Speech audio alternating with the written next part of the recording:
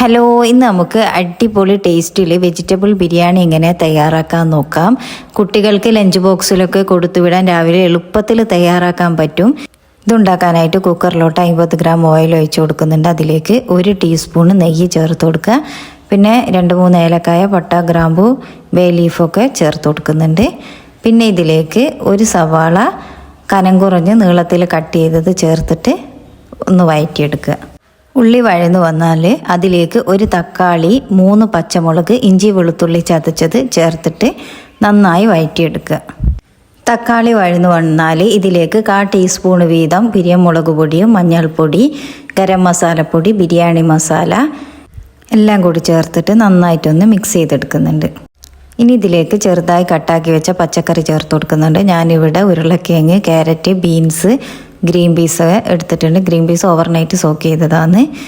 എല്ലാം ഇതിൽ ചേർത്തിട്ട് നന്നായിട്ടൊന്ന് മിക്സ് ചെയ്തെടുക്കുക. ഇവിടെ 2 കപ്പ് അരിൻ്റെ ചോറാണ് വെക്കുന്നത്, അതുകൊണ്ട് 3 കപ്പ് വെള്ളം ഒഴിച്ചു കൊടുക്കുന്നുണ്ട്. ആവശ്യത്തിനുള്ള ഉപ്പ് ചേർത്ത് കൊടുക്കുക. പച്ചക്കറിക്കും ചോറിനും വേണ്ടിയിട്ടുള്ള ഉപ്പ് ചേർത്ത് കൊടുക്കണം. വെള്ളം തിളച്ച് തുടങ്ങുമ്പോൾ ഇതിലേക്ക് 2 കപ്പ് ബിരിയാണി അരി നന്നായി കഴുകിയത് ചേർത്ത് കൊടുക്കുന്നുണ്ട്. എല്ലാം കൂടി നന്നായിട്ട് മിക്സ് ചെയ്തെടുക്കുക.